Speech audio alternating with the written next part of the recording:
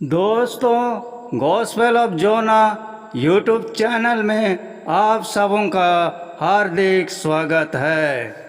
आइए आज हम अब्राहम के द्वारा इसहाक का बलिदान के विषय में अध्ययन करेंगे, जो हमें मिलता है बाइबल के पुराने नियम में उत्पत्ति की पुस्तक अध्याय 22 में।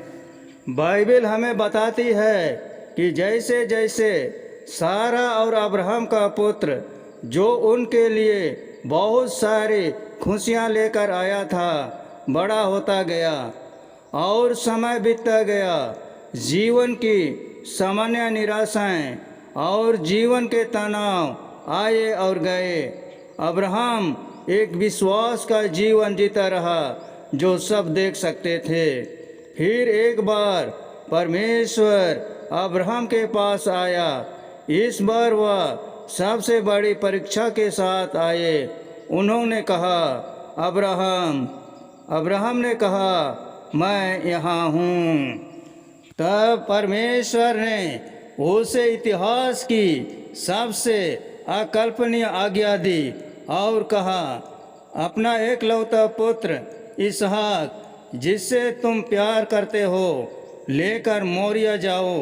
तुम उस पर्वत पर जाना जिसे मैं तुम्हें दिखाऊंगा। वहाँ तुम अपने पुत्र को बलिदान करोगे और होम बलि स्वरूप मुझे अर्पण करोगे।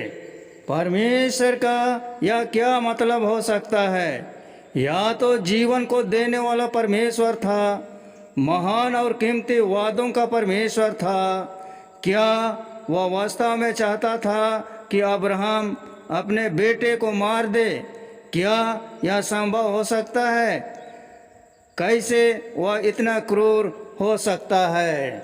परमेश्वर ने स्पष्ट कर दिया था कि वह अपने दास से क्या मांग रहा है। उसने यह दिखाया कि इसहाक अब्राहम के लिए कितना अनमोल था। उन्होंने कहा, यह तुम्हारा एकलौता पुत्र है, यह तुम्हारे प्रेम का पुत्र है। फिर उसने कहा, उसे मेरे लिए बलिदान करो। अब्राहम ने इस पुत्र के लिए वर्षों इंतजार किया था। यह एक असंभव अनुरोध था। शायद अब्राहम के लिए अपनी जान लेना ज़्यादा आसान होता, बजाय इसके कि इसहाक की जान लेता। हम इस कहानी को पढ़कर हैरान हो सकते हैं। इस कहानी के माध्यम से परमेश्वर एक महत्वपूर्ण विचार से हमें प्रेरित कर रहे हैं। परमेश्वर के प्रति वफादारी सबसे उत्तम है। उस पर भरोसा करना सबसे ज़्यादा महत्वपूर्ण है। बाकी सब वफादारी, चाहे एक पुत्र का जीवन क्यों ना हो, सारी सृष्टि के परमेश्वर के प्रति हमारी भक्ति सबसे पहले हो। और परमेश्वर, जो सारी सृष्टि का निर्माता है, जीवन और मृत्यु उसके हाथ में है। इस चरम निर्देश में परमेश्वर अब्राहम से निवेदन कर रहे थे कि वह अपना सब कुछ गहराई से समर्पित करे, यहाँ तक कि इस कीमती उपहार को, जो परमेश्वर की ओर से उसे मिला था, उसे वापस परमेश्वर को सौंप दे। अब्राहम को ऐसा लगता होगा कि उसने सब कुछ खो दिया है। यदि वह अपने पराक्रम और योग परमेश्वर की बात मानता है, तो वह वादा के बारिश के बिना हो जाएगा। फिर भी अब्राहम अपनी कई परीक्षाओं के माध्यम से सीखा कि उसका परमेश्वर असंभव को संभव करने वाला परमेश्वर है। अपनी यात्रा के प्रत्येक चरण के माध्यम से परमेश्वर उसे प्रशिक्षण दे रहे थे और उसके विश्वास को तैयार कर रहे थे, ताकि वह एक दृढ़ सेवक बन सके। अब्राहम परमेश्वर की योजनाओं को नहीं समझ सकता था, फिर भी वह धीरज और शक्ति के साथ बढ़ता रहा। इन सभी के माध्यम से अब्राहम विश्वास में कमजोर नहीं पड़ा, लेकिन मजबूत होता गया। वह जानता था कि चाहे कुछ भी हो जाए, परमेश्वर अपने वादों को पूरा करेंगे। इस नए आदेश के साथ उसने ना तो बहस की, ना ही शिकायत की। उसने परमेश्वर से सवाल नहीं किया। वह अपने समर्थी परमेश्वर के प्रति आज्ञाकारिता में कदम रखने में असफल नहीं हुआ होगा, चाहे उसके निर्देश कितने ही भयंकर क्यों ना हो। अब्राहम की वफादारी पूरी तरह से परमेश्वर के लिए थी। वह तुरंत आज्ञा मानने वाला था। वह अगली सुबह जाने के लिए तैयार हो गया। उसने अपने गड्ढे पर काठी लाद दी।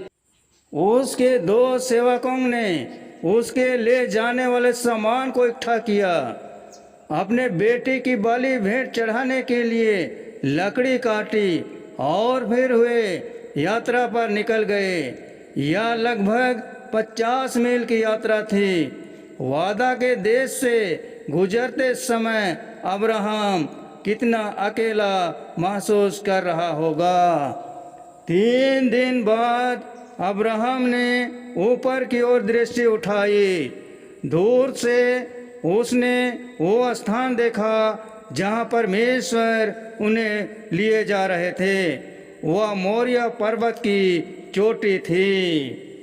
अब्राहम ने अपने सेवकों को रुकने के लिए कहा जब तक वे लौट नहीं आते। इसहाक को बलिदान करने की उसकी योजना थी, लेकिन उसे विश्वास था कि वह अपने बेटे को लेकर वापस आएगा। उसने उन सेवकों के साथ गाधे को छोड़ दिया और मोरिया पर्वत के ऊपर चले गए। अब्राहम ने एक विशेष छुरी और आग ली। इसहाक ने लकड़ियां उठाई। क्या वह समझ पाया कि यह सब उसके बलिदान के लिए है? इसहाक ने अपने पिता अब्राहम से कहा, पिताजी। अब्राहम ने उत्तर दिया, हाँ पुत्र। इसहाक ने कहा, मैं लकड़ियां और आग तो देखता हूँ, किंतु वह मेमना कहाँ है जिसे हम बलि के रूप में जलाएंगे? अब्राहम ने उत्तर दिया, पुत्र, परमेश्वर बलि के लिए स्वयं मेमना का व्यवस्था करेगा। वे उस जगह पर पहुँचे जहाँ परमेश्वर ने पहुँचने के लिए कहा था। वहाँ अब्राहम ने बलि की एक वेदी बनाई। अब्राहम ने वेदी पर लकड़ियाँ रखी। तब अब्राहम ने अपने पुत्र को बांधा। अब्राहम ने इसहाक को वेदी की लकड़ियों पर रखा। अब्राहम के हृदय में क्या बीत रही होगी और किस भारी पीड़ा और व्यथा के साथ दोनों बाप बेटे गुजर रहे होंगे जब अब्राहम को परमेश्वर की आज्ञा माननी पड़ रही होगी। तब अब्राहम ने अपने छुरी निकाली और अपने पुत्र को मारने की तैयारी की। तब यहोवा के दूत ने अब्राहम को रोक दिया और पुकार कर कहा, अब्राहम, अब्राहम। एक बार फिर अब्राहम ने कहा, मैं यहाँ हूँ। वह अंत तक परमेश्वर का आज्ञा पालन करने के लिए तैयार था। स्वर्गदूत ने कहा, तुम अपने पुत्र को चोट नहीं पहुंचाओगे। मैंने अब देख लिया कि तुम परमेश्वर का आदर करते हो और उसकी आज्ञा मानते हो। मैं देखता हूँ कि तुम अपने एकलौते पुत्र को मेरे लिए बलिदान करने को तैयार हो। परमेश्वर ने अब्राहम की परीक्षा इसलिए नहीं ली कि वह अब्राहम को खो दे। सवाल यह था कि क्या अब्राहम अपने विश्वास में खरा उतरेगा। परमेश्वर ने अपने दास को आज्ञाकारिता में लगे रहते हुए 3 दिनों तक पैदल चलते देखा कि वह किस प्रकार परमेश्वर की आज्ञा के अनुसार दृढ़ रहा। उसने देखा कि किस प्रकार अब्राहम ने लकड़ी को लगाया और चाकू लिया। वह परमेश्वर को उसके जिंदगी की सबसे कीमती चीज देने को तैयार था। उसे परमेश्वर पर, उसके वादों पर विश्वास था।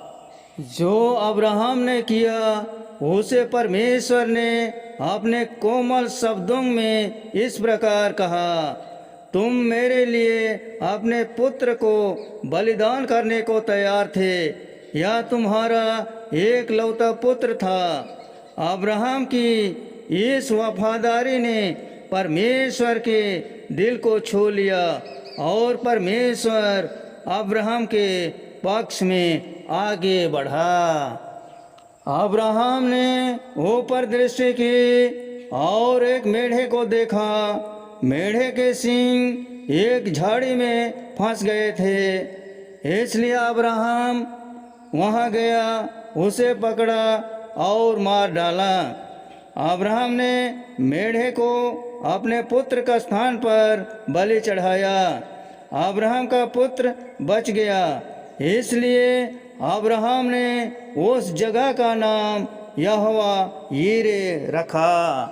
कितने गहरे और शक्तिशाली शब्द थे ये अब्राहम के लिए। उन्हें कहते हुए वह कितनी गहराई से आभारी था। तब परमेश्वर के दूत ने अब्राहम से कहा, तुम मेरे लिए अपने पुत्र को बलिदान के लिए तैयार थे।